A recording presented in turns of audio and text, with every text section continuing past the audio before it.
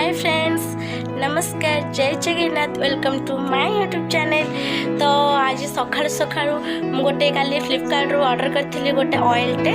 तो से ऑयलटा को आज से डिलीवरी बॉय आनिकी दे गले आम रोड रे। तो इत्ते खरा होछि जे मो मुहरे एटा को बांधिकी जाइथिले से जिनसटी को आनिबा पे। तो चलंते से जिनसटी कोन हेछि आपण माने निश्चित भाବରେ देखिबे। Thank you.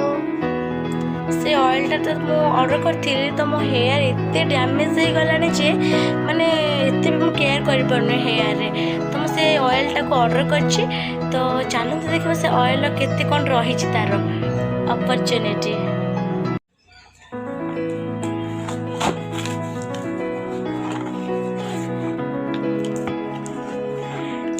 देखी पारे ये दुटा ऑयल को मु ऑर्डर करछि। गोटे हूँ लटीफुल शैम्पू आ सहित तार गोटे ओनियन ब्लैक रो हेयर पे गोटे ऑयलटे। तो आम फर्स्ट ऑफ ऑल गोटे शैम्पू को यूज कर सारा तापर तार ऑयल को यूज करवा। तो मुझे देखिले समस्त यूज करुँच, समस्त भी ग्रोथ होउछि। आउ एथे non sticky non greasy hair shampoo रही शैम्पू रे। तो आगे प्रथम आम ये शैम्पू टी यूज कर सारा तापर जाकि तार ओनियन ऑयलटा को यूज कर दीटा बहुत सुंदर है। तो मु यूज करुँच, आपण मैंने चाहिए जल्दी जल्दी यूज करूँ, ऑर्डर भी करूँ फ्लिपकार्ट रू। तो देखिपे शैम्पू एंड ऑयल मुझे बर्तमान धरी सारी। तो यार यूज मुझे निहाती भाव में कहबी। तो मुझे यूज करी आपण वीडियो निश्चित देखी। तो बर्तमान मुझे लैक्टिवल onion black seed hair oil and तार रेड ओनियन ब्लैक रो शैम्पूटा को यूज करी। तापर ये यूज कर सारा मोर कौन डेभलप हो निहाती भाव में कहबी। शैम्पू एंड ऑयल लगेवा द्वारा मो हेयर बहुत ही ग्रोथ करिछि एंड शाइन भी लगुच लंगर भी होइछि। तो मत तो ये ऑयल एंड शैम्पू लगवा द्वारा बहुत ही फैसिलिटी मिली। जदि आपण मानक मोर ये प्रोसेस टी भल लगी था लाइक कमेंट शेयर करने जमार भी भूलेनी। तो मुझे शैम्पू एंड ऑयल टिप्स कहबे बोली। तो आज ये शैम्पू एंड ऑयल को केମିତି यूज करेंगे हेयर।